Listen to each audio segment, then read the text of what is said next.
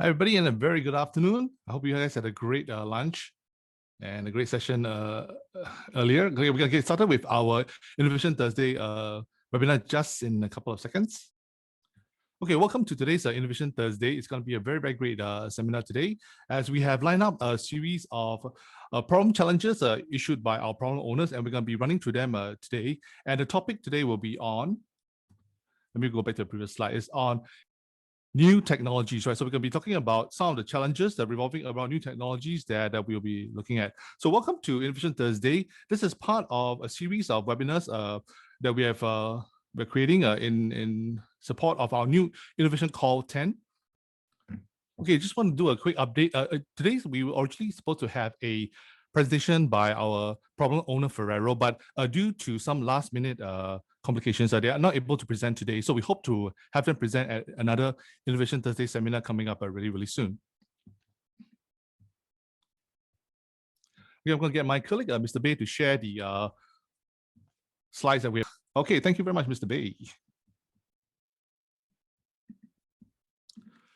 Okay, once again, before we begin, I'd like to remind everybody that we will be taking your questions for our presenters today. So all you have to do, right, all you have to do is to use the Q&A window, the Q&A function of Zoom to key in the questions for each presentation and each speaker. So it'd be great if you can just highlight that, oh, your question is for example, 500 startups, or for MGen Singapore, or for Wildlife Reserve Singapore, or even for, let's see, who else do we have today? We also have Xnode as well, and our friends from Etisalat. So when you ask your questions for our presenters, do indicate which presenter or which company you're referring to so that we're able to match your question to the right presenter.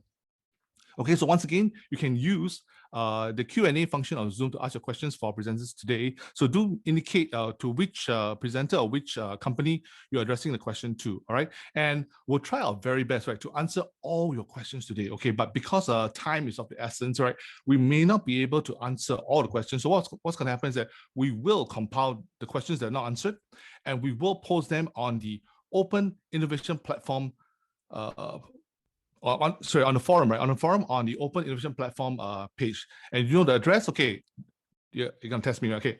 The web address for our OIP portal is www.openinnovation.sg. So once again, we will compile the questions that we can't answer today, and we'll upload them on the OIP forum. So do sign up for a membership at our OIP forum, and you can get access to the questions and to see what else was raised, at our various Innovation Thursday seminars on the forums. Okay.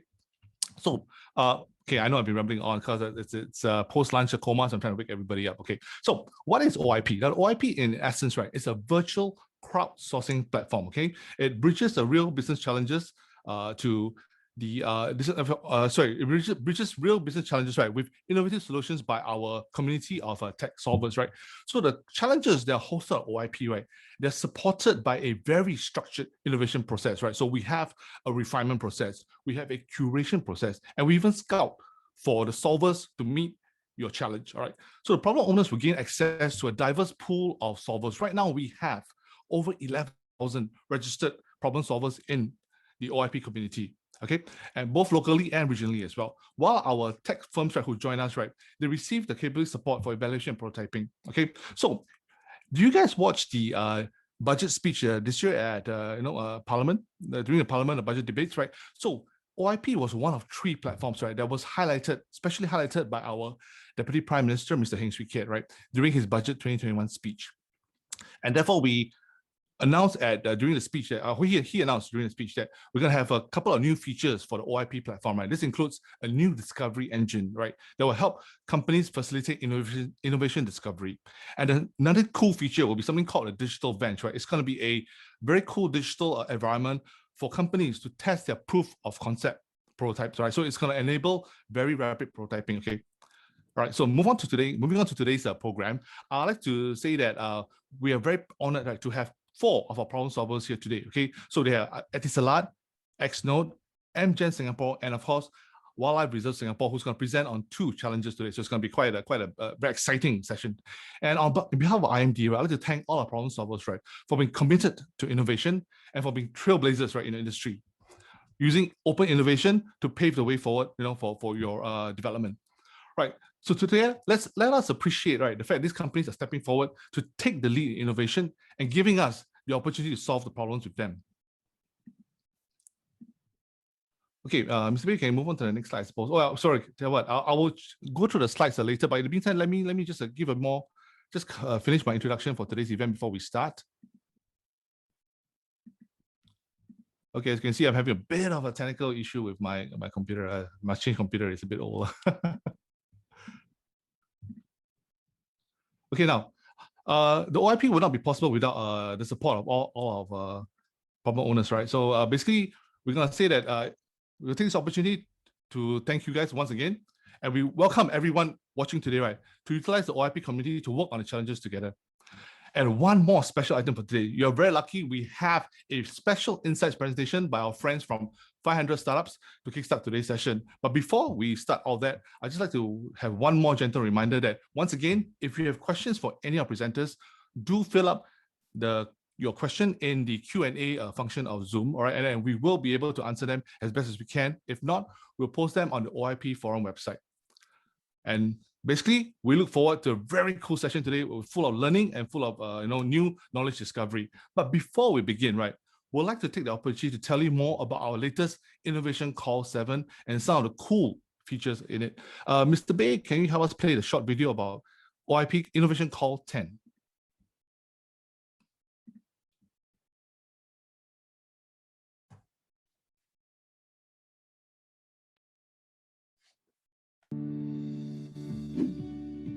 The Open Innovation Platform, now going through its 10th call, continues to accelerate digital innovation by matching business challenges to tech solvers.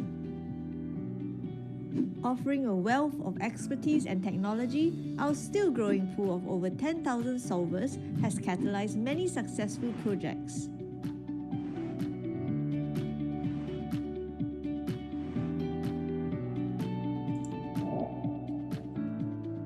In our 10th call, exciting new challenges abound, with problem owners looking for innovation in the fields of solutions that leverage on the use of data and artificial intelligence,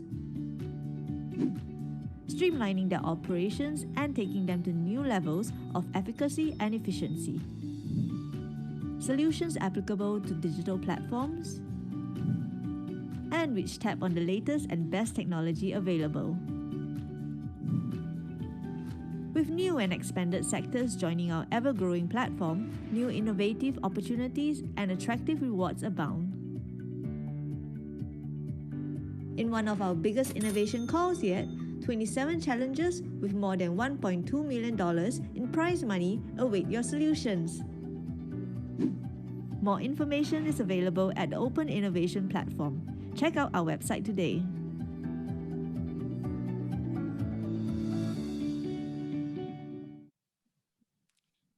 Okay, and that's it, the introduction, the video for Innovation Call 10 of the Open Innovation Platform. And as you know, it's organized by IMDA, the Infocom Media Development Authority of Singapore. Okay, up next, we're going to kickstart today's seminar officially with our very first presentation, and it's going to be a real treat for you. It's my pleasure to welcome Ms. Felicia Fan, Program Manager APAC for 500 Startups. But before Felicia starts, I'd like to just give a quick intro. 500 Startups as a VC firm, right, has backed more than 2,500 plus companies, over 6,000 entrepreneurs in 77 countries, spanning almost every continent. Am I right, Felicia? Yeah, that's right. And Felicia is okay. So Felicia, allow me to complete the introduction. I just want to share with everybody that you are an insights sharing speaker, and today you'll be backed up by your colleague from San Francisco, right? I believe Leonard is here as well. Leonard, are you here? Hi, how you guys doing? Hello, Leonard. So, ladies and gentlemen, both Felicia and Leonard will be giving us a big picture overview of new technology trends and also how startups, right, like some of you in the audience, right, should have a global mindset. Ladies and gentlemen, once again, please welcome Felicia and Leonard from 500 Startups. Take it away, guys. Thank you. Thanks, Billy. Hi everyone. We are both program managers at 500 Startups. So Leonard is based in US, I'm based in Singapore. So both of us are community builders that engage with startups, mentors, corporate partners through the various programs in our respective regions. So really happy today to be invited to this session for this insight sharing. So Today, I'll be doing the sharing first, and then if you have any questions, feel free to post it on the chat, and we can answer them later on at the end of the session. So our mission at 500 Startups is to uplift people and economies through entrepreneurship. So we have been fortunate to see our mission's importance come to life now more than ever during these times of change. So 500 Startups also currently ranks the top most active early stage investor in the world, according to PitchBook. So for the past decade alone, we have been building an incredible global network of founders, investors, universities, foundations, and corporates that have enabled us to achieve these remarkable results. So with over 2,500 portfolio companies, and we are still growing daily, we have kind of perfected the science and art of startup selection and also investments. So we typically review over 10,000 startups per year and invest in just 1 to 2% of them. So we have investments over 77 countries as well and run over 60 programs till date. So we have more than 5,000 active founders within our network and over 350 expert mentors around the world. So these are some of the many companies that were invested in. So unicorns like Twilio, Canva, so some of them you've heard, and Grab, obviously here in the region. So these achievements are also a testament to our rigorous investment management strategy and our results-driven startup accelerator development process. So at 500, we look at startups and ecosystems as a journey. So in this journey, we find ourselves dedicating our efforts to 3 main key stages. So this has helped us to design programs best fit for each of these stages. So the first being ideation stage, where we recruit and also meet founders at the beginning of the journey, where we are talking about people like aspiring entrepreneurs, passionate founders to be who want to solve the big problems in the society. So our 500 Ignition program sets these founders up for the journey ahead. So in the program alone, we work on things like finding your team, identifying your problem solution fit, and also validating your idea. So as founders start to grow, we then identify them at the developmental stage, so the second stage. So this is where our accelerator programs sit. We've been running our flagship San Francisco Accelerator for 10 years now. So at this stage, we have also a growth program, which helps startups fuel growth to scale up. So, and then of course, the third one, which is at the growth stage, at the peak of this journey, our market access programs are also crafted to drive these growth stage startups into expanding beyond their own market, accessing the different markets around the world. So as 500 join startups on their journey, we then see the local ecosystem start to thrive as startups give back and also continue to contribute to the growth of our global community. So having done several and numerous programs, especially in Southeast Asia region and also the APAC region, we have seen some of these trends that come up. So some of them brought about by the pandemic, some others probably by unique market needs. So most of you might know, Southeast Asia region, there's really a huge potential because of population size, right? So while there are varying degrees of maturity in the tech ecosystem in each country, for example, like Indonesia versus Singapore, or Malaysia, Thailand, Vietnam, etc. So here are some key trends that we have kind of observed and we'll like to share them with you.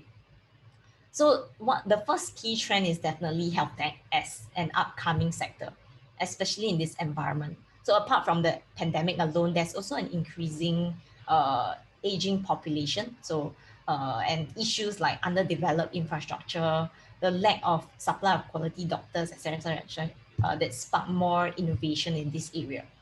So according to a Deloitte study, the public healthcare spend is currently at 420 US billion in Southeast Asia and is projected to grow to around 740 billion by 2025. So we also do see some rising verticals over there, in areas like telemedicine, virtual consultations, digital diagnostic, like using your AI for early detection of cancer, and also management of healthcare information. So this is the second one. So it's really surprising that this hasn't really boomed yet. So it's a really hot sector now with loads of startups trying to really take a crack at it. So no one has really emerged to be a winner yet, or probably because edutech is not a winner takes it all kind of sector. So in this case, we are considering edutech to include education for all walks of life. So including e-learning for students to skills training for working adults. So key pain points over here would basically be issues like inconsistent quality of training, teaching across institutions, logistical inaccessibility because COVID has impacted the ability to gather physically in schools, right? So especially in the emerging countries. So whereas for Singapore, it would be more of issues like employee training, whereby more and more companies are looking to upskill their workers.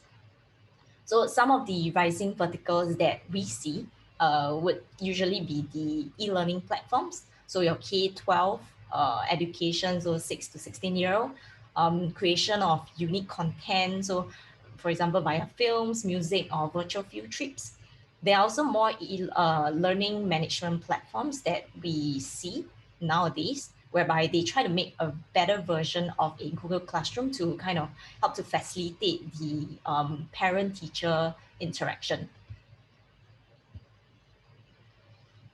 And the last key trend, so is B2B, SaaS, and SME business solutions. So I would typically classify this particular trend into two broad buckets. So enterprise solutions and those focusing on SMEs. So for enterprise solution startups, based on the different batches of the program that Leonard and I both run, so they will usually look into establishing in Singapore first and then skip the Southeast Asia region and to go global. Because most enterprises, most MNCs, typically don't have HQ in other parts of Southeast Asia other than Singapore. So hence, most of them would be the usual route that startups take as well, focusing on Singapore and then proceed to other larger markets globally. As for Southeast SME focused startups, so they would usually start localizing their product to a particular market or region. So for example, startups targeting SMEs, they will go to places like your Jakarta, Ho Chi Minh City, Hanoi, and also Singapore, because there's a huge pool of SMEs. So, besides all of that, so the main three verticals would be inventory and process management, your digital bookkeeping, and of course, AR/VR solutions for SMEs in retail. So especially in this current environment to help them better convert their sales online.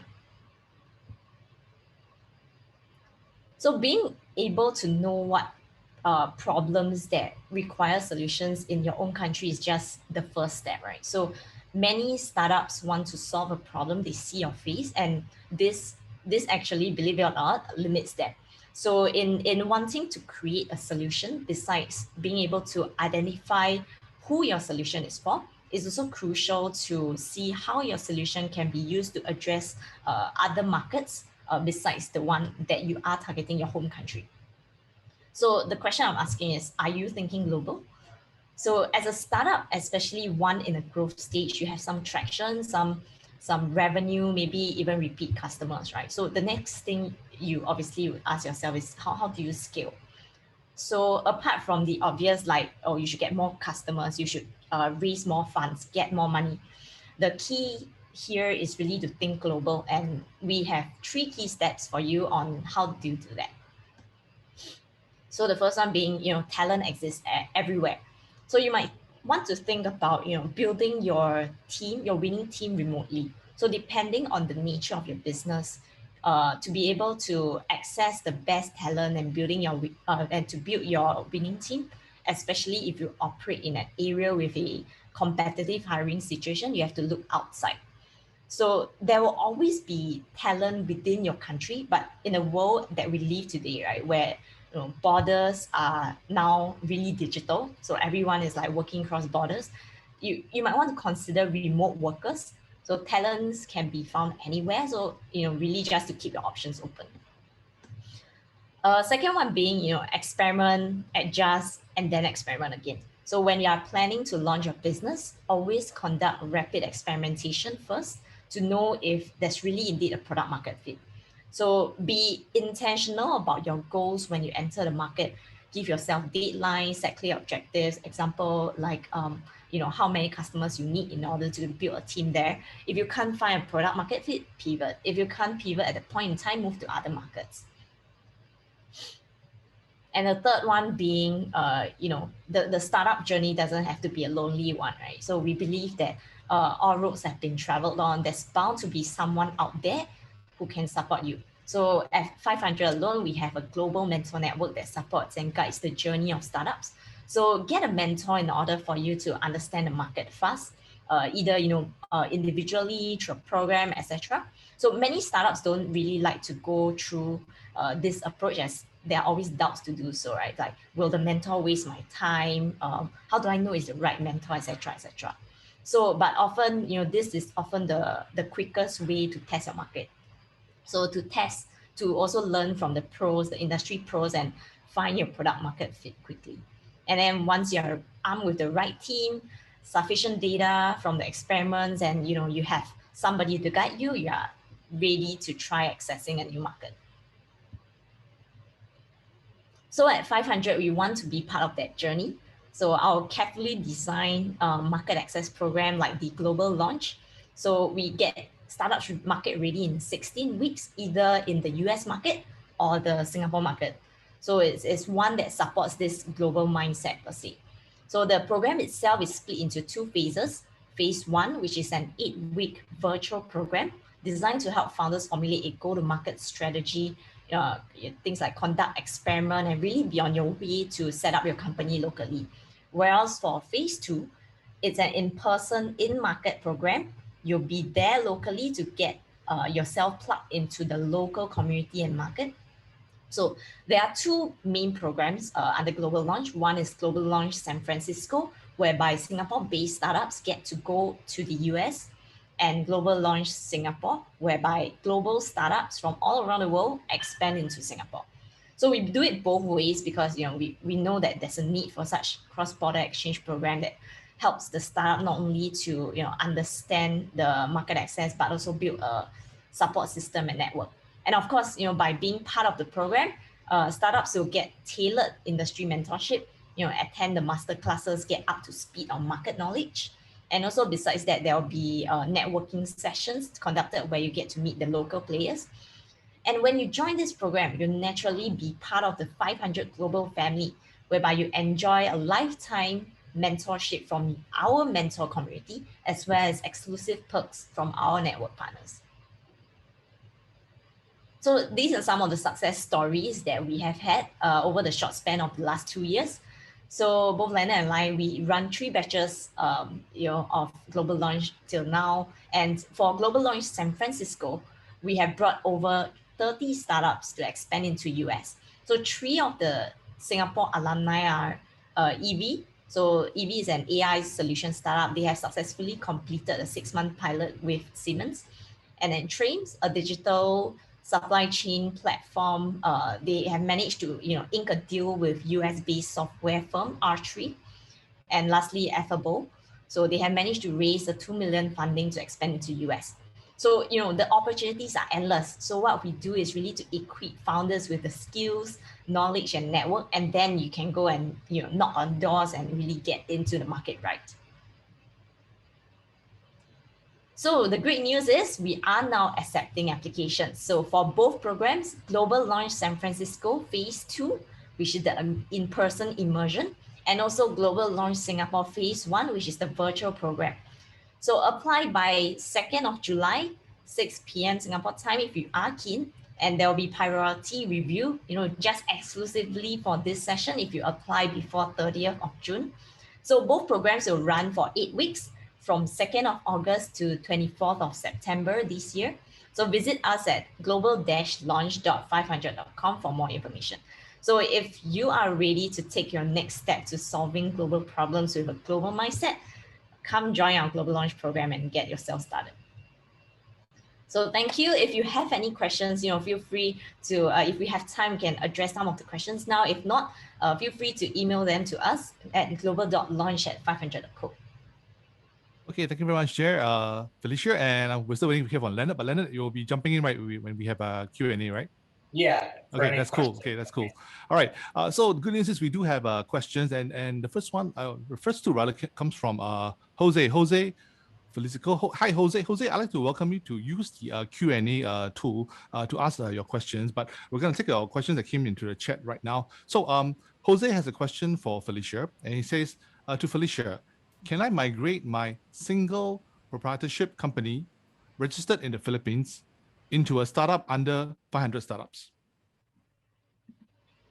So, Jose, I believe you're asking about, is it regarding the program, the Global Launch Program that you're keen on asking about? Oh, is Jose able to? Yeah, I think Jose, you can use the Q&A tool to type in your message to us as well. He says yes, Felicia. Okay. Yeah. So for the one that is outgoing, I think I'll let Leonard address that. So the one that is coming into Singapore, the Global Launch Singapore, for global startups coming to Singapore, there's no need to register your company before you join the program, because that's the main goal, that we will help you, work towards incorporation in Singapore, working with our network partners, etc. So whereas, the one that's outgoing, Leonard, do you want to address that for Singapore-based startup? For Singapore-based startups, you do not need to be a Singapore-based company. And the reason is we eventually want to take you to the US. And so we work with a lot of Singapore-based companies to help them grow here in the US. I'm based actually in Silicon Valley. And I was a founder here previously. So I'd actually had an enterprise SaaS company that actually went through 500 startups, also raised about $5 million in funding from Silicon Valley investors. So we take a lot of the startups from Singapore and really kind of help them understand the nuances and the differences of building a business in the US.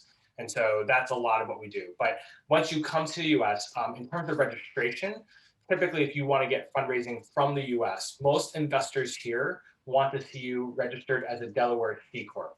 We would obviously walk you through this and talk you through the process. You don't have to be that before you start the program, but that's generally what happens once a lot of these companies want to actually fundraise in the US.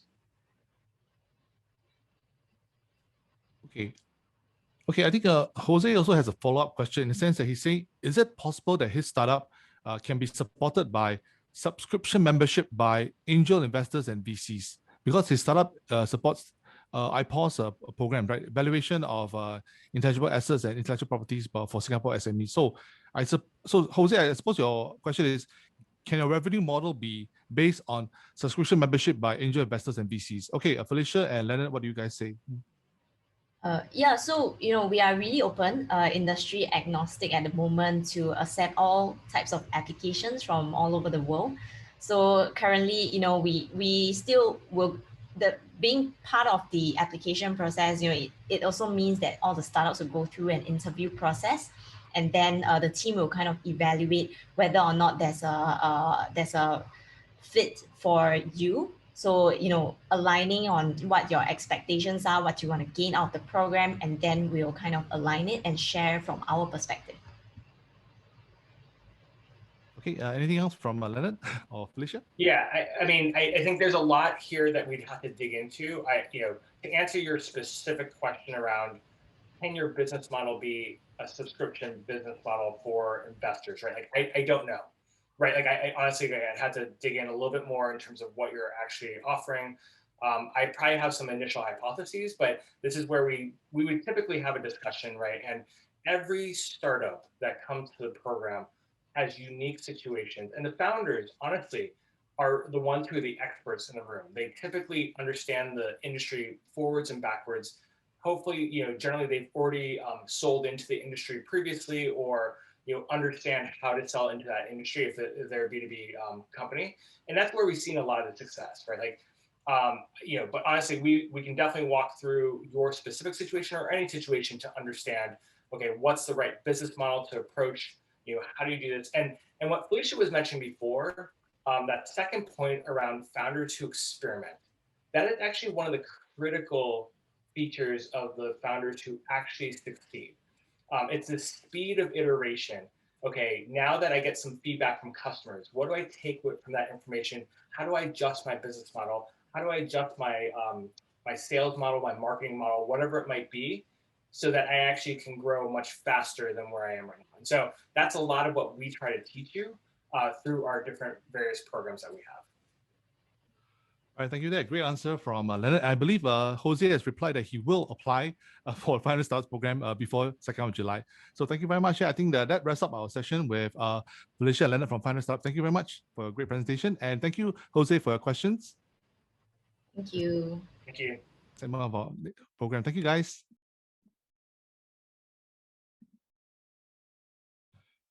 Okay, it's our pleasure now to move on to the next presentation of today's Innovation Thursday New Technologies webinar. Our next speaker comes from Etisalat Digital, based in Dubai, UAE. Now, Etisalat Digital is the business unit of Etisalat, is driving digital transformation by enabling enterprises and governments to become smarter through the use of the latest technologies like cloud, cybersecurity, IoT, omnichannel, artificial intelligence, and big data and analytics. And our next speaker is Mr. Pramod Kashyap, Head of IoT Mobility, and he has over 20 years of experience in the area of technology. Hello, Pramod.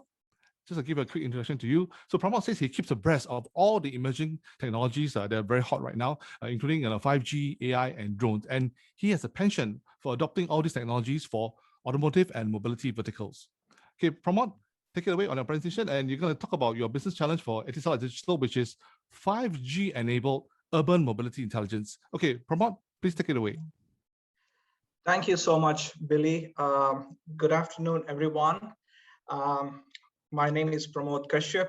As Billy rightly introduced, I'm part of Etisalat Digital, which is basically a digital arm of Etisalat, which is an incumbent mobile operator in the Middle East.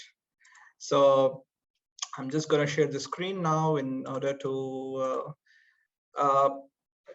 Billy, just let me know if you're able to see the screen.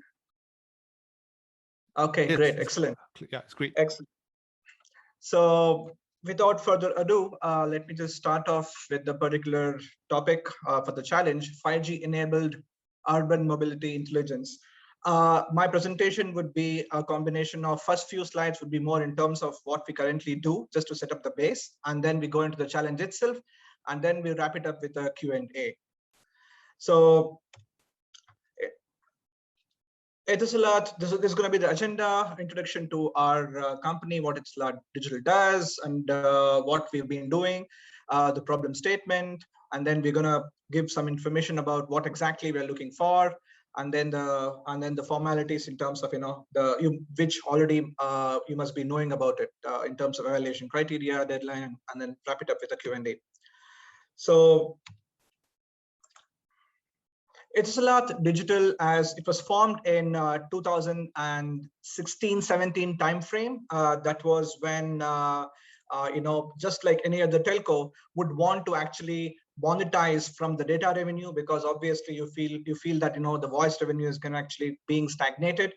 So that's when Etisalat Digital was formed, and over a period of these years we actually have grown a lot in terms of we having a 1.5 billion revenue with a 7 billion plus total contract value in terms of TCVs. We've got around 400 plus digital experts in the different domains, like the likes of health, and then transportation, retail, and so on. So on what you see at the bottom are the different horizontals. For example, we've got a cloud department, which actually provides solutions on cloud and hosting. And then we have cybersecurity. We have IoT, which is IoT and AI, digital marketing. And then we have mega projects, in terms of we are the premium partner for Dubai Expo 2020. And we also have handled big projects over here in UAE. And then Future Now is our incubation program, wherein we actually run similar kind of challenges here in UAE, and the marketing team actually drives that forward as well. In terms of IoT mobility, because I think we'll focus on this particular domain, which is relevant to our discussion. So we began with actually we have an IoT platform. We've invested in an IoT platform hosted in UAE. And on this platform, we develop products and services so that we take it up to our enterprise and business customers. And so on that, we have developed a fleet management application already there, and we are providing fleet telematics services to our customers. We've got around 20,000 plus vehicles already onboarded, and then we are providing these services. We are also providing video telematics and then ADAS functionalities for collision avoidance systems. With the cusp of 5G, now we are looking at actually providing autonomous vehicles and CV2X kind of applications and use cases as well. Because obviously, if in this particular vertical, if you are aware, you have DSRC and the CV2X, which are the two different technologies for vehicle-to-vehicle communication. We want to actually work on the CV2X part, wherein we've got our partners who are part of 5G AA Alliance, and then we want to actually take up these use cases to the market as well.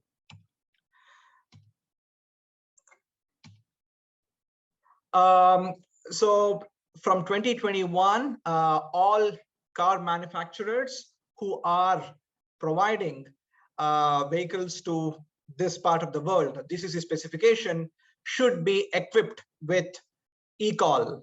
We should have an eCall functionality with the SIM being there. So Etisalat, actually, we've discussed with global telecom providers and also global manufacturers of vehicles, the likes of Tesla, Toyota, Nissan, Mitsubishi, and so on. So wherein we are providing connectivity for their connected car projects. So you have the likes of GM that already has something called an OnStar, wherein it's beyond eCall, wherein we are trying to provide Wi-Fi connectivity as well in the vehicles. There is Tesla, to whom we are actually providing infotainment along with the connectivity as well. So there are a whole lot of services that we are providing over and above the connectivity. So this is an extension to what we actually do on the connectivity side. As I mentioned about earlier, we already have an IoT platform, which we call it as a smart mobility platform. Here we have one marquee reference we have is basically from a customer called Emirates Transport, who are, it's a government customer. And over here, their problem was about actually a fragmented approach. They had different subsidiaries managing different fleet management providers. So everything's brought together. And then now we've got around 20,000 plus vehicles onboarded onto the platform, and we provide them as one dashboard, one contract deal with, and one SLA. What we also did was Emirates Transport is also in the business of school transportation. So there are school buses that go around, and the solution required there was to actually equip these school buses with digital cameras and motion sensors, because there were incidents of school children left behind in the bus, which led to serious consequences. So the motion sensor picks up information about the vehicle, about the student which is being left behind. It provides back-end alerts to the operations room so that corrective action can be taken. Next one is what we actually are trialing now on the 5G CV2X area. We've got an Emirate of Ajman, which is basically in UAE. So here we are working on a level 3 autonomous shuttle, wherein there is a corniche. Actually, you can see the picture over here. This is a stretch of a road which is next to the beach that has hotels lined up. So we have identified preset routes between two hotels, length of around 3 kilometers. And there's going to be a shuttle bus, which will be moving around the Corniche road on this road between the hotels. So it's basically, it'll have hop on, hop off for tourists, wherein they get on in one place, they get off at a bus station that's there. And what we're also doing to the autonomous part as well, we are integrating with the V2X. So in a particular area, there is an intersection wherein vehicles would get onto the main road. So we are actually simulating a green corridor so that once the vehicle is approaching, once the shuttle is approaching the traffic signal, it automatically, the signal turns green so that you don't really have much of a hassle dealing with the joining traffic from the side. So that's something that we are actually trialing and working on towards the autonomous vehicle project. So now, as I mentioned earlier, 5G for us is big. So we have actually rolled out, I would say around 70% of the nation today has outdoor 5G coverage, and we are increasing this constantly. So, and if you look at any of the industry research reports, it says that automotive transportation is the vertical that's going to actually drive 5G adoption as well in the B2B segment. Of course, if you go to the consumer segment, you'll have the likes of multimedia, streaming, and all those things that will drive 5G. But on the business to business segment, transportation and automotive vehicles are actually supposed to drive 5G, thanks to the connected cars that we saw in terms of eCall, thanks to autonomous vehicles that's going to be, come up very soon.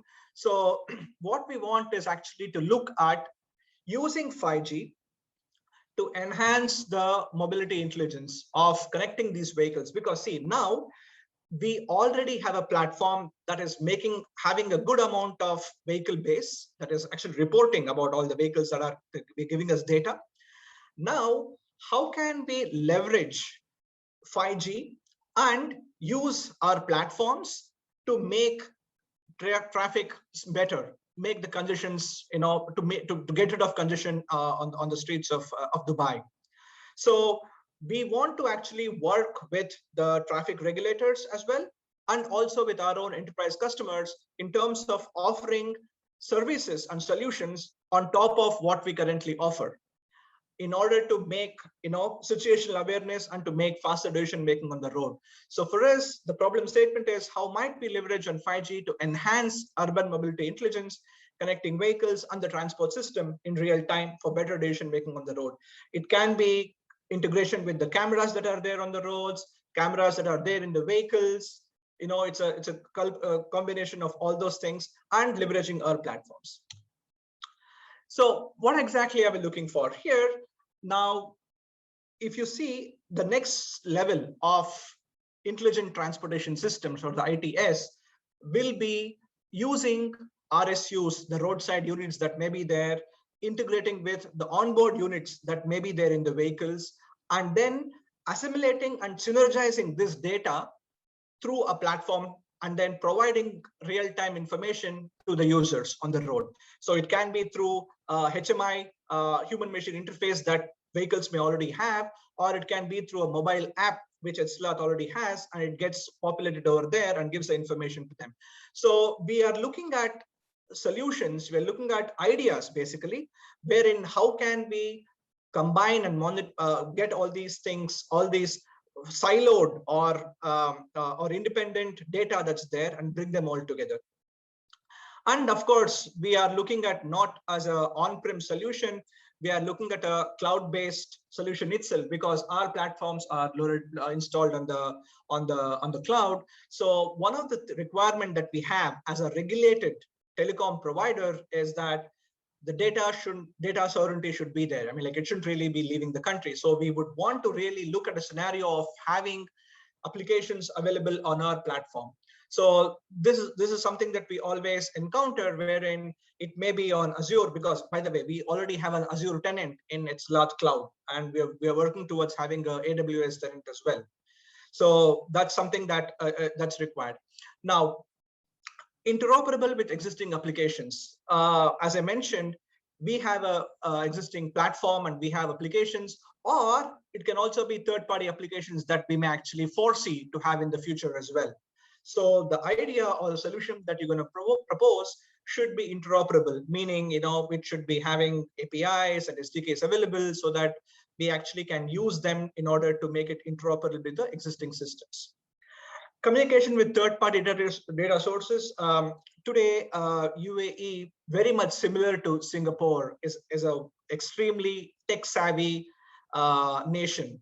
it boasts of having a AI minister itself.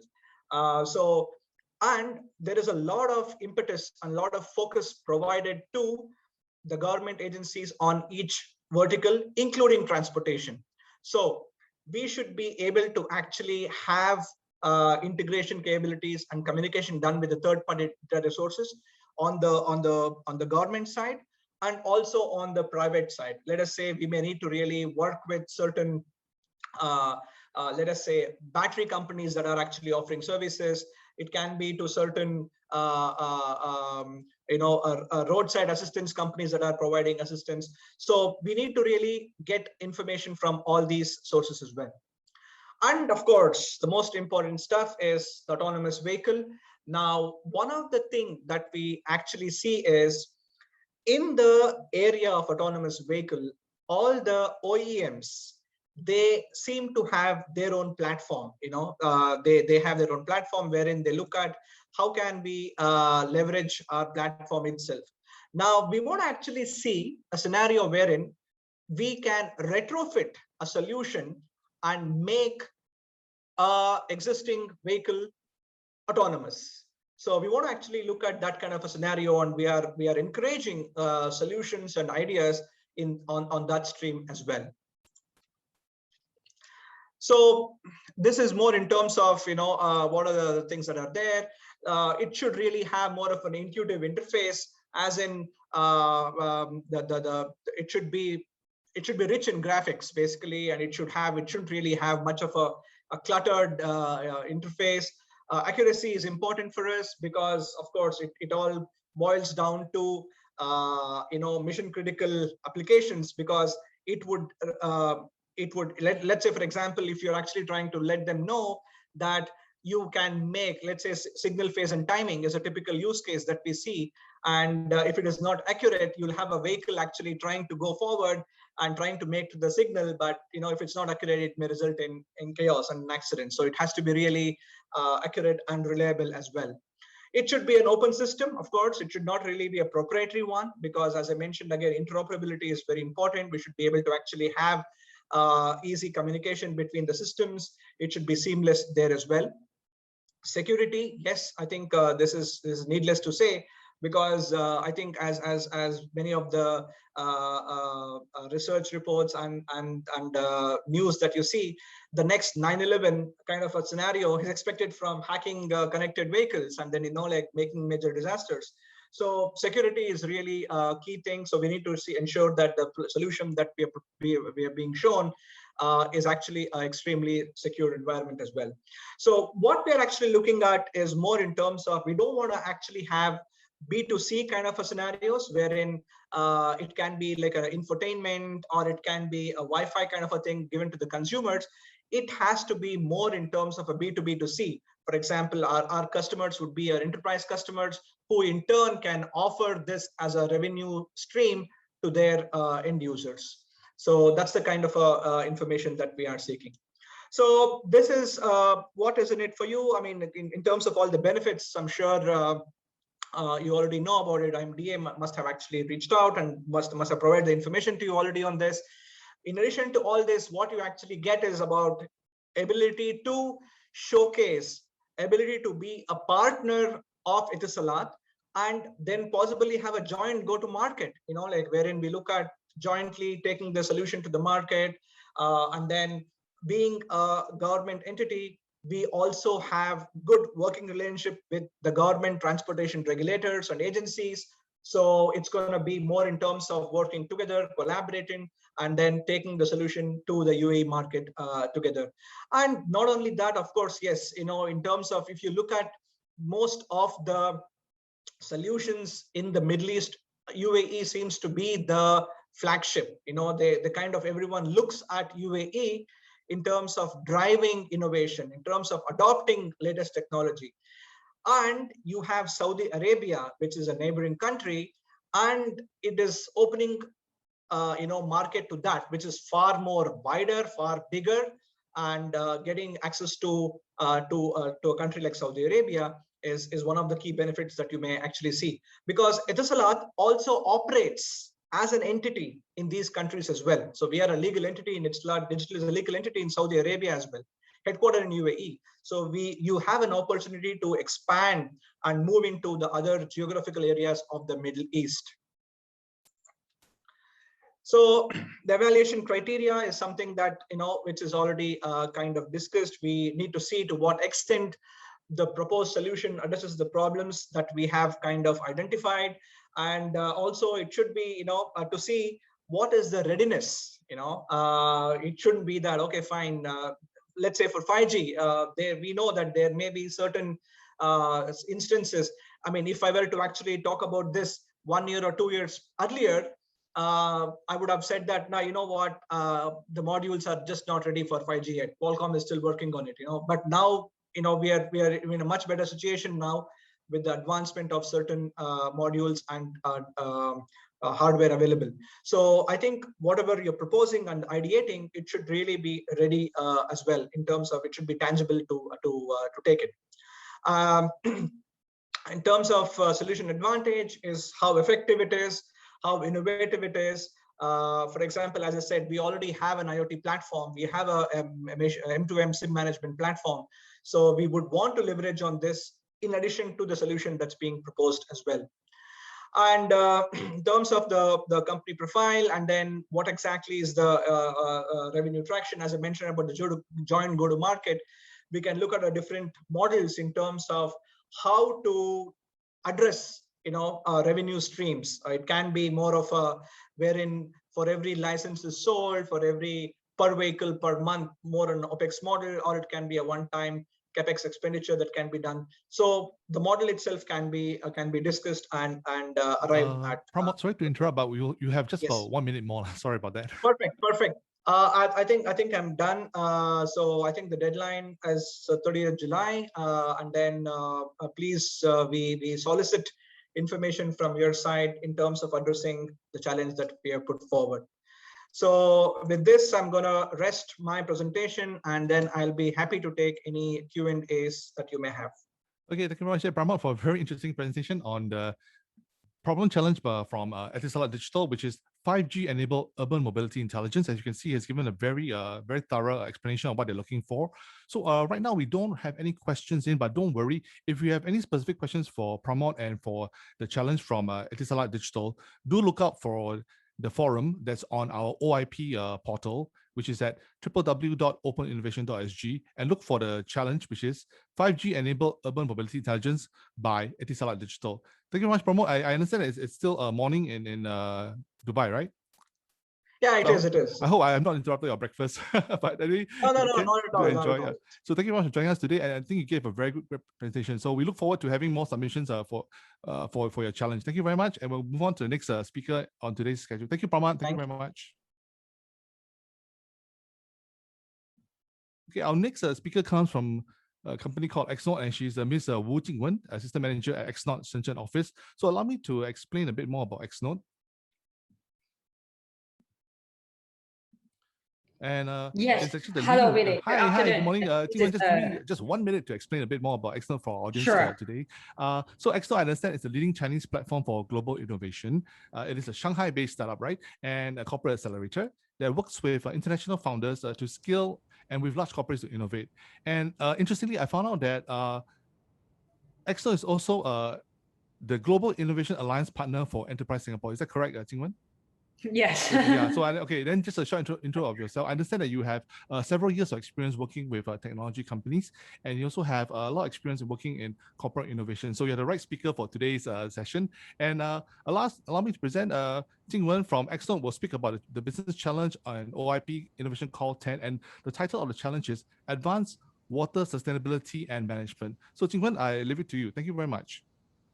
Yes, thanks a lot, Billy. So I think everyone can see my screen, and thanks for the introduction from Billy. So I will just have a really quick introduction about XNode and why we are able to assist and support some startup and also some idea provider that to enter into the Chinese market.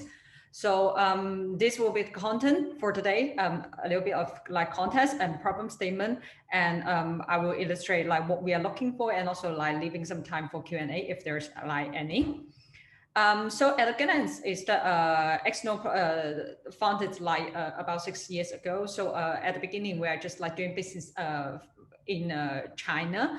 And then now we are doing, I think already 4th batches with ESG programs already, like both in Shenzhen and also in Shanghai. Shenzhen was the first one like this year. So we are able to helping, you know, like the startup who is like interested in entering into the Chinese market and then to understand the market and then doing market and then customer validation and then, you know, connecting them with a potential customer as well. So we are able to, you know, like create this kind of like community ecosystem and then trying to help the startup to, you know, like land it and grow here in China. So also like we have been working with the MNC's 500 companies in the past 3 years already. So we are providing like innovation service programs for them. So this is one of our advantage as well, not only for the Chinese local startup, but also for, you know, like a startup that who want to entering into China as well. Because all these like the big companies that we are working with is their China headquarters, and they're quite, you know, like activated and have incentive to looking for new ideas and collaborating with startups that they can, you know, like apply in their business environment and also with their to serve their customer as well. So this is the government connection deal that we are having, and both locally and also globally. And this is the program that we were talking about. So it's already 4 batches already. So why ESG chose us for, you know, like Shanghai and also like Shenzhen is because that we have office in Shanghai and also Shenzhen, and these 2 offices are targeting into different industrial. So for example, like Shanghai, it's more you know, like fashion and also medical care and pharmaceutical aspect. And Shenzhen, as everyone knows, it's quite familiar with our hardware and also value chain and also production service provided as well. So this like 2 batches actually have 2 different targeting industrial, so that we are able to help the startup to land it more accurate and growth better. And so this is at a glance that we are able to provide it to the startup. So also like workshop meetings and also like business meeting connections at a glance. Okay, so I will quickly go through this one. It's the one of the startup that we were working with. So let's jump into the main topic for today. So this is the request that I get from like one of the textile industrial company in China. So as everyone knows, like in the really south of China, and also the we call it like Yangtze River Delta, and also like Zhujiang Delta River aspect, that we are really good at, you know, like manufacturing textile and also fabric making, and also our garment manufacturing as well. So what is the current situation right now is that from the government aspect, they are having more strict like environment regulation, because like when we are doing the manufacturing of the textile and also like garment, it's quite high pollutions, as especially in the water. So and also a lot of like water is need to consume to produce all the fabric. But this is not the only problem. It's if they have large like consumption, that we want to have, you know, like better recycle and reuse of the water. That's what we are aiming after. But now for my understanding, it's about 19% of the water will just like get wasted after the pollution, and then they will just like cannot be recycled and reused. And also like because of the really strict environment regulation right now, if they are not able to meet the standard of, like recycling and reuse the water, they will also like stop this factory to further manufacturing more fabric as well. So this will making this factory have like expansion restriction. So also from the society that nowadays that for sure everyone is really caring about our environment, and we are also want to be like environmentally friendly like society as well. So this is the current situation right now here in the textile industry in China. So let's talk about the problem. So that this factory, after I talking with them, it's that how might we are able to better improve the water management and also like water sustainability efforts in textile industry, that we are able to, like balancing the relationship between environment protection and also like enterprise development as well.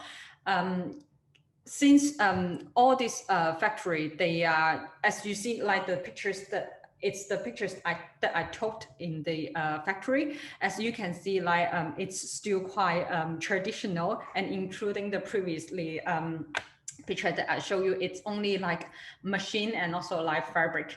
So honestly, like the digitalization so far, like they said, they are claiming that they are already doing it, but actually for when it comes to the execution, and they need to think about the cost as well. So for the, like water pollution, like detection, and also how to, like analyzes the polluted water, and then they are able to segment them, and then to have like different process of this water is still like a big question.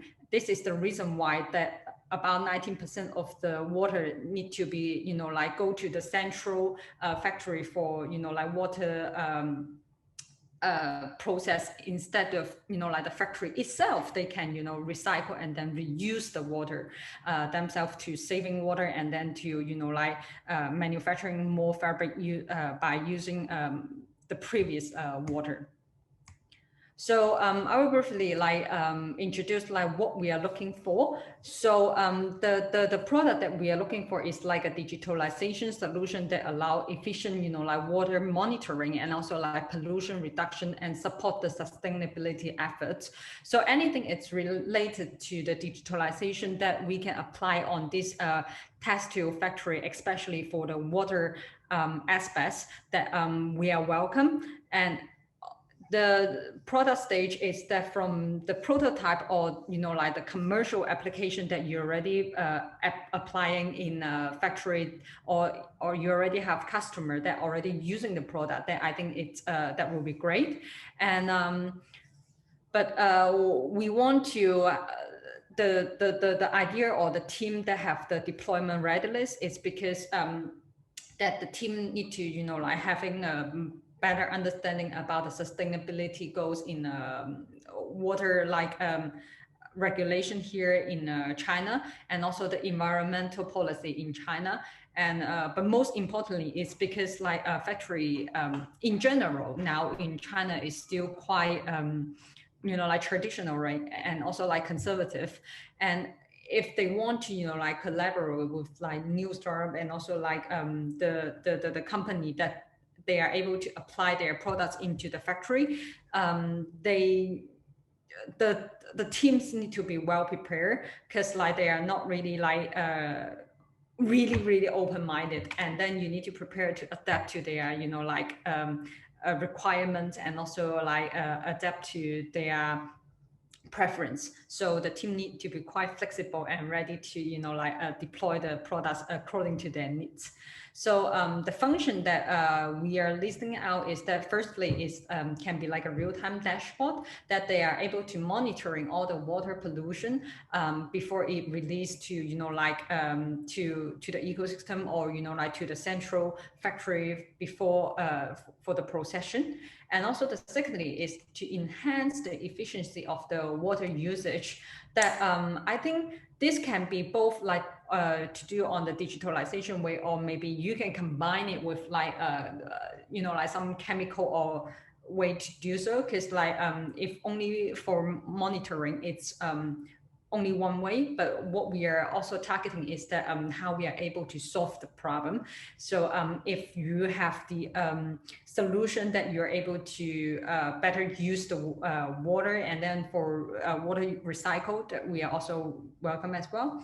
And then the third one is to show the track record of the improvement. For sure that we want to understand, and also we want to better tracking that, or after applying certain of the solution or also like product, it's efficient and it's it have outcomes going. So that's the three main functions that we are listing out. So I think the last one will be just like the commitment. So after, if you're selected, I think there will be only one team. It's like a 4-week acceleration program that provided by XNO, and also like we require manpower as well. So we're understanding that maybe during this like COVID situation that cannot like come personally, but at least the team is ready to, you know, like have at least one tech co-founder or, you know, like the technical person that it's able to, you know, like tackle the problem, and also to better understanding the customers' needs as well. So I think for the criteria and also for the time of the deadline, it's the same for all the teams as the previous challenge as well. So I think my introduction will be till here, because the reason why today the introduction is quite general, and it's why it's this challenge is like posted by XNO. It's because this kind of like test to factory, it's more than one factory, and then we understand them. This kind of factory, they have similar challenges and also like similar demands as well. So this is the reason why we are not leasing this challenge by only one factory, but instead that we are, as XNO, that we are able to compile their challenges and also their demands, and then to seeking for the potential technology solution and product that they are able to tackle their problems. Yes, thank you. Okay, thank you very much, Jingwen. And I think you proved that today's Innovation Thursday is actually very international in nature. I understand that right now you are live from China, in China? Are you in the Shanghai office? No, I'm in Shenzhen actually. Shenzhen, oh, okay, Shenzhen, sorry. Yeah. So today you're very international, because previously we had Pramod who's in Dubai, and now you're in Shenzhen. So I think this has proven that OIP has actually grown an international wing. So that's very great for us. Okay, so I think one scenario of your proposed solution you're looking for will be accurate and real-time tracking, right, of the pollution level of used water, right, in a sense. And I think you also said that I think the prototype can be tested in Singapore, right, but must be ready for a trial in China as well when COVID lifts. Okay, just to clarify this for our audience. And we also happen to have questions for XNO. So Jingwen, I can't let you go yet. So I think I have questions from Jose. Hi, Jose. Welcome again. I really love your questions. So okay, first question for Jingwen from Jose is: can the problem solver include system-specific mathematical models, primarily of technical water and waste water treatments for textile industry? So can they include system-specific mathematical models in the solution? Jingwen, what do you say? Yes, I'm reading the question as problem solver includes system-specific mathematical models primarily of technical water and water treatment for textile. Yes, I think so. Yeah, I think so. Okay, so Jose, so I think Jingwen says that XNO is open to exploring the use of mathematical models, right? So you can propose it in your solution when you submit for this challenge. Yeah. Okay, let's check. Would there be any other questions for XNO's challenge? Going once, going twice. Okay, anyway, don't worry, ladies and gentlemen. If you happen to have extra questions for Jingwen and for the team at XNode, feel free to send in your questions to the OIP forum. And you know where to locate the forum, right? It's based at our portal, www.openinnovation.sg. You can actually post your questions specific to XNode and the challenge, which is advanced Water Sustainability and Management Challenge. You can post the questions for Jingwen and her team on the OIP forum, right, related to this specific challenge. Okay. I think there are no more questions. So Jingwen, good news. I can let you off right now. Thank you very much. And thank you for joining us today. I hope the weather in Shenzhen is good because I think it's quite rainy here in Singapore today. It's great. Thank you very much. I hope to see you soon. Thank you. Thank you. Okay, it's now my great pleasure to move on to our next speaker of the day. He comes from MGen, right? And MGen, is, I understand, is one of the world's leading independent biotechnology companies, and it also has been a biotechnology pioneer since 1981. And our speaker is none other than Mr. Johnny Tan, and he's the Principal Systems Engineer, Information Systems at MGen Singapore, right? And it's home to MGen's first generation biomanufacturing facility, right? So Johnny has a lot of experience, I believe, and he also manages the site IS infrastructure and end user technologies to support a compliant, reliable supply of high quality drug substance to improve patients' lives. So Johnny, are you ready to take away the slot? Are you ready to present on the business challenge from MGen Singapore? I think he's all ready. And I believe Johnny has brought along a support team as well, right? I think there's Denise, Po Ying, and so on, right? So Johnny, are you ready? Okay, sorry. Yep, I was muted just now, so sorry. No, it's okay. Yeah. So you have your whole team with you today, right, Johnny? So take it away. Present on the MGen challenge. Thank you very much. Yep, thank you so much, Billy. Yeah, hi. Johnny here from MGen. So I have my team member with me, Denise, Boyan, Liu Xiao, and Ben. Yep. So we'll try to answer any questions. I mean, if there's any. Yep. Okay. So let's dive in. So basically, my titles for this will be more of the enhancing of the pharmaceutical production through the use of any autonomous vehicles on the factory floor. Just to give a very brief high-level introduction of MGen. So MGen is one of the world leading independent biotechnology companies. So what we are committed is to unlock the potentials, of biologics for patients suffering from this serious illness. Yeah. So, and then what we focus on is areas of highly unmet these medical needs. And definitely, we strive to look for solutions to improve the health outcomes and the people's life. So for the last 5 years, I think we have seen tremendous digital capabilities, globally. Yeah. So similar for MGen, definitely we are looking at all these the digital innovations which we can help. In terms of improving in terms of our productions, and then directly which can help to improve the health outcomes and to serve the patients. Yeah. So what we are looking for basically in terms of this industry 4.0 innovations, we are looking of the possible use of like autonomous vehicles, equipments, that can help to improve operational efficiency and safety on the factory floor. At the same time, we are also like seeking autonomous solutions for any of these, the two tasks which I think later I will share more. So which these two can help to improve the overall efficiency of the transportation process. Yeah. So looking at the problem statement that we have, how might we automate the movement of the materials, either one of them, the heavy totes and or the hazardous, the waste packaging on the factory floor in a safe and efficient way? Okay, so what we are looking for. So we have basically two tasks that we are looking for. The first of all is the movement of these large heavy totes.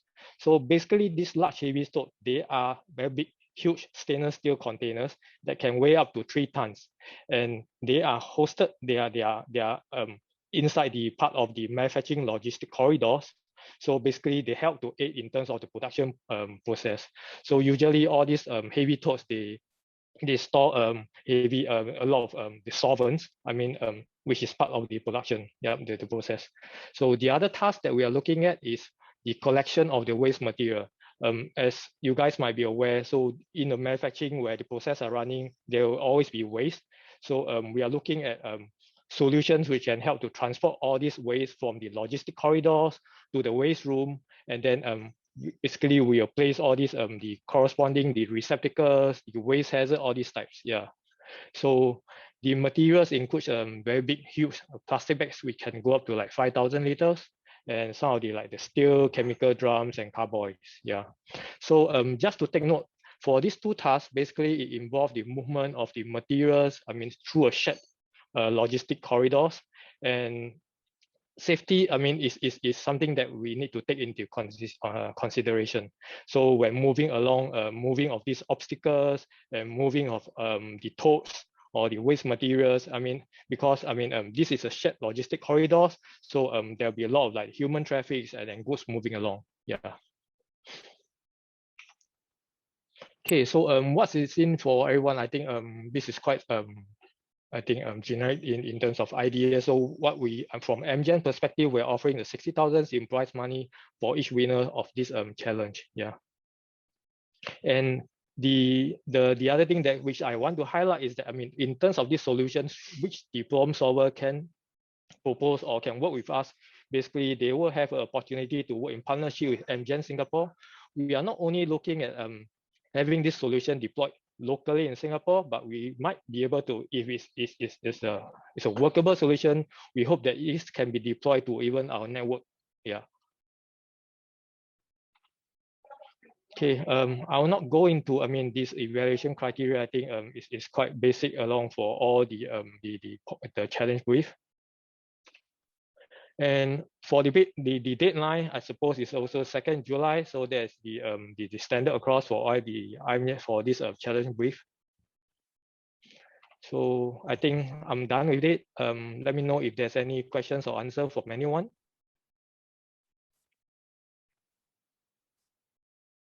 Hi, Johnny, I think for the time being, there are no questions here, but I do have one for you. Could you share a bit more about the challenges, right, of developing the AGV, the autonomous ground vehicle, right, for this level 1 control area? What are some of the key, criteria that we must keep in mind for a level 1 control area?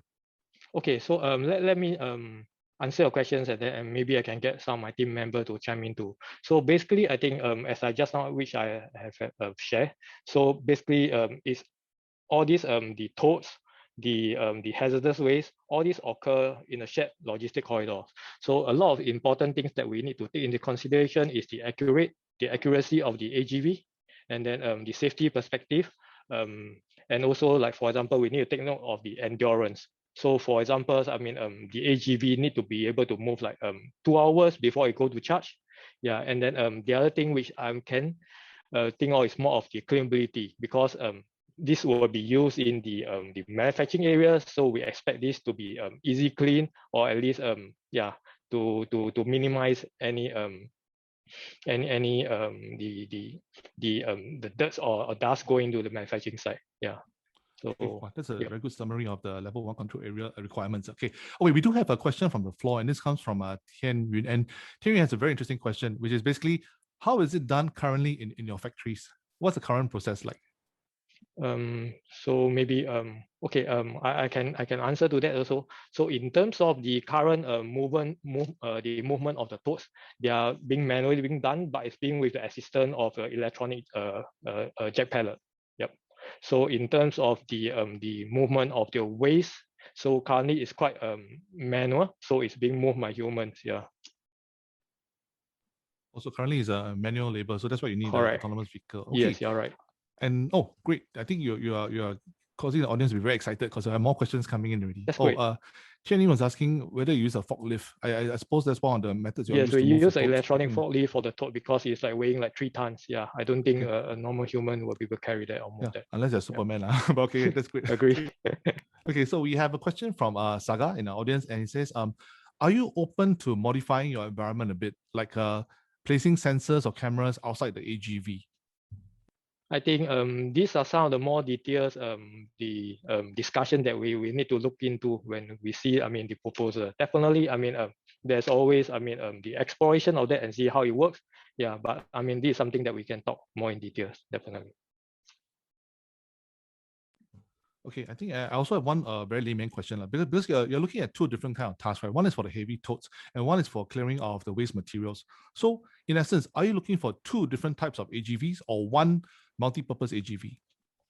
Definitely, I'm not sure. So currently, that's why we post this. I mean, on this platform. So if there's one that can, one AGV that can support both these tasks they are working, I mean, that'll be great.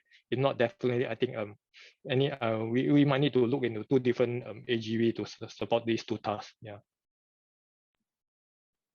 Okay, that's great. Oh, yes, we have one question from the floor as well. And it says, do we get to see the physical layout for us to submit the proposal? Johnny, what do you say? As I say again, I think this we can discuss in detail. Definitely, I think we can sign. Maybe in go into details in terms maybe some NDA might need to be signed in order for us to release that. Yeah. But Okay, we'll see how much we basically, can I get a sense that MGen is very, very open, and it's very, very keen to explore all kinds of ideas, all kinds of possibilities, right, to solve this business challenge. So that's Yes. That's a good news for our friends in the audience. Basically, MGen is very open to your ideas, all your cool, innovative ideas or breakthrough ideas. So do feel free to submit. Okay. We have one question from the floor. It says that, how do we reach you for an NDA or contact? So I'd like to basically just tell you that you can actually post your question on this, right, on the NDA requirements to Johnny and his team via the OIP forum on our portal, which is available at www.openinnovation.sg. So if you have any questions specific to MGen's challenge, right, do feel free to look for the forum that's on the OIP portal, and you can find it at www.openinnovation.sg. So I hope I've answered that question as well. Thank you, Billy. Thank you, Johnny. I think, okay, I'm just going to hold my breath for maybe just one more question from the floor. This seems to be a very, very hot topic today. So I want to see whether we have any more questions on the floor before we move on to our next segment. Ladies and gentlemen, any more questions? No more. Okay. Anyway, Johnny, thank you very much. Thank you, your team, for your presentation. And we look forward to having great submissions for your challenge as well. Thank you very much. Thank you so much, Billy. Thanks. Thanks, everyone.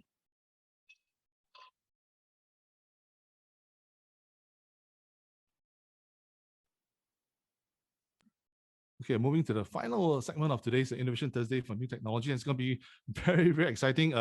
We have two business challenges coming up. But before that, I just want to I'm quite excited by this actually. Okay, so our next two problem statements actually come from Wildlife Reserve Singapore. And as you know, WRS, right, is dedicated to the management of world-leading zoological institutions. Should I do a quiz now? Do you know what are some of the institutions under WRS care? It's okay, I can tell you guys right now. It includes a Jurong Bird Park, the Night Safari, the River Safari, and the Singapore Zoo, right? So this institutions aim to inspire people to value and conserve biodiversity by providing meaningful and memorable wildlife experiences. And if you're Singaporean, you definitely would agree with this description. But before we dive into two exciting challenges by WRS, it's my pleasure to welcome Mr. Edmas Neo, the Vice President of the Transformation Office, right, to share more about the WRS Innovation Lab. So Edmas, are you ready to present on the WRS Innovation Lab? Yeah, hi, Billy. Yeah, hi, definitely welcome. Very excited. Okay, take it away. I'm excited as well. Yeah, okay. Yeah, why not just get started? I won't take long. I think all of you are very excited to know more about the innovation challenge and the problem statement that we have put up. But just a very quick introduction. I'm not new to the startup ecosystem. I've been in it for a number of years, and very happy to be back on Innovation Thursday. So my name is Edmas Neo, VP of Mandai Group's Transformation Office. My department is also in charge of the open innovation, working with external innovators, to co-solve and co-create solutions for our organization.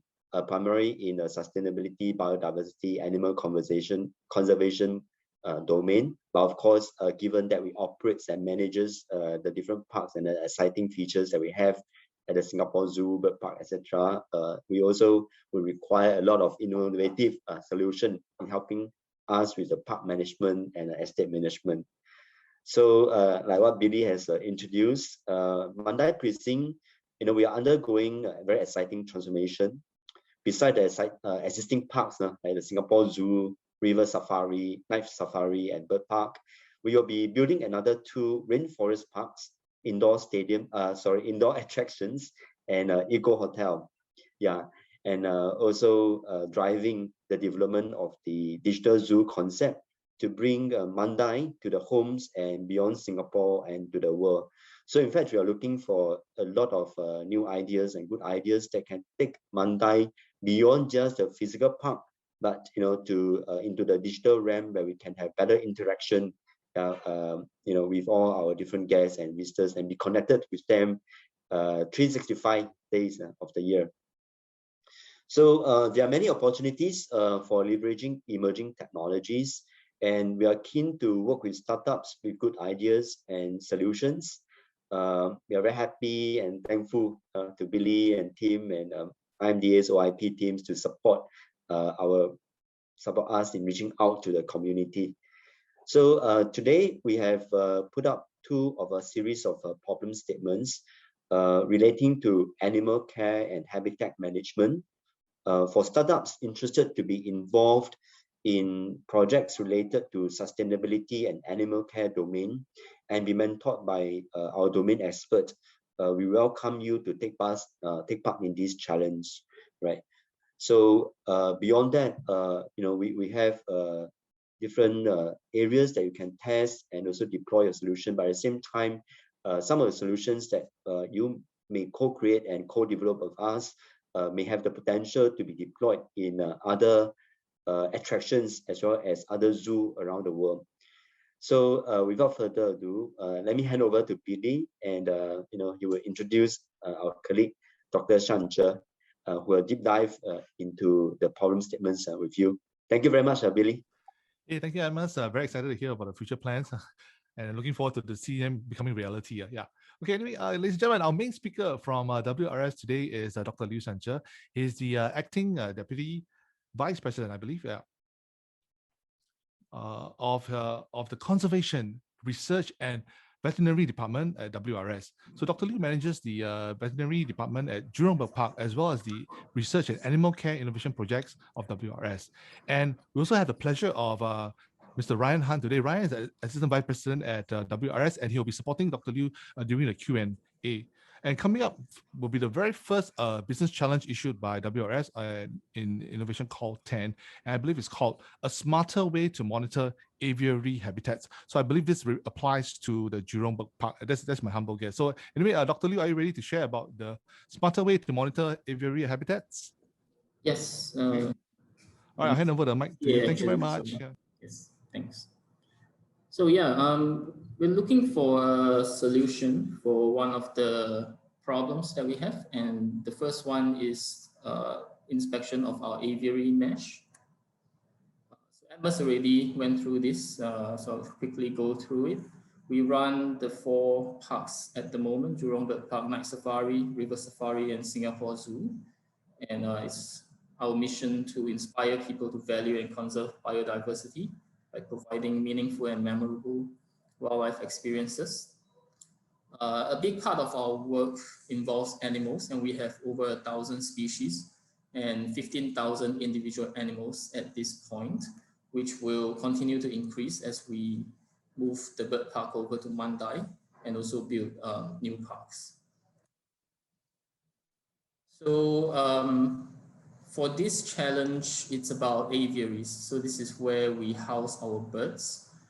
So currently in the Jurong Bird Park, we have 2 very big aviaries.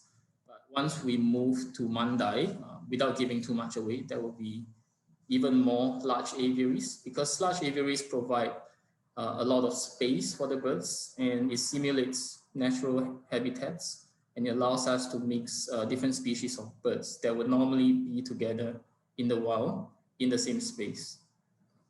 So what we want this project to achieve is streamline our management and maintenance of the meshing of the aviary.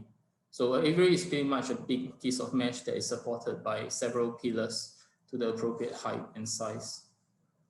And what we really need is proactive investigation of the aviary mesh integrity, so that if there's any weaknesses or breaches, we want to know before it happens or in real time. So like I mentioned, we'll have a few more large aviaries in the new Mandai Bird Paradise. The dimensions are similar to our largest aviaries in the Jurong Bird Park, but the design and the materials are a little bit different. And currently we try to be proactive about checking the mesh, but because we don't have a good system for doing so, it's a bit limited. So as you can see, some of the aviaries are designed on the slope. So there are areas where the keepers can actually walk around and monitor the mesh on the perimeter, but there are still heights which they cannot reach and cannot actually visually check daily. So the main challenges now is that we are quite reactive. So you can see on one of the photos, there are leaves accumulating on the top of the mesh. So that is one of the times when we actually get up and clear that and then look more closely at the mesh. And when we have to do that, it's a lot of manpower and man hours, and it's also quite a high risk for working at heights. Some of these aviaries are up to 3 stories tall, about 20 to 25 meters in height. And when you have to work at height, you're quite dependent on the weather and environment. And if there's any wind, rain, thunder, lightning, then you have to call that activity off. And because of the way we're actually doing it, it's quite impossible to go through every inch of the mesh. So it's prone to errors. And this is a very low technology way that we do it right now. Problem statement is simple. It's basically how can we investigate aviary mesh integrity and conduct automated inspections for detection of possible breaches in the aviary mesh. This is an example of the new aviary mesh design, and it's a stainless steel woven mesh. So what we need in the system is that it can do a thorough check of the entire aviary mesh surface area, and then detect any weaknesses or deviation from the usual strength, and then send out an alert when they detect such a breach. And ideally, it's fully automated, it's easy to use, and it's durable, easy to maintain. And I mean, we have a few ideas, but we are open to whatever else is available. So we've read about high resolution 3D photogrammetric laser modeling, camera coverage of the aviary mesh, mesh perimeter sensors, stuff like that. So why should you join? Other than the cash prize, we are also leaders in the field of animal care and running of zoological institutions. So like Agnes mentioned, if there's something that works for us, then there's very likely a need in other parts of the world, in other zoos, where they can deploy similar systems. And because we are thought leaders and experts in the field, we can help adapt some of these solutions to other places. The evaluation criteria is pretty standard. Company profile, solution fit, relevance, quality of innovation, the scalability. And the timeline is the standard one as well. So between now and end of July is the application window. And then between August and September is when we start to evaluate the proposals. And then after that, there's about 3 to 6 months to develop the concept and the prototype. Sorry, Dr. Liu, you're kind of fading a little bit. Yeah. Okay. Could you repeat the last part? Yeah. Yeah. So timeline between now and July is the application phase, and then August to September we're looking at the proposals, and then there's 3 to 6 months to develop the prototype. And that's it. Okay, we'll take a pause right now to have a Q&A for this particular challenge from WRS. So I'm opening to the floor. Anyone who has any questions, you can send into the Q&A right now. We'll pause for maybe about 30 seconds to see whether you have any questions.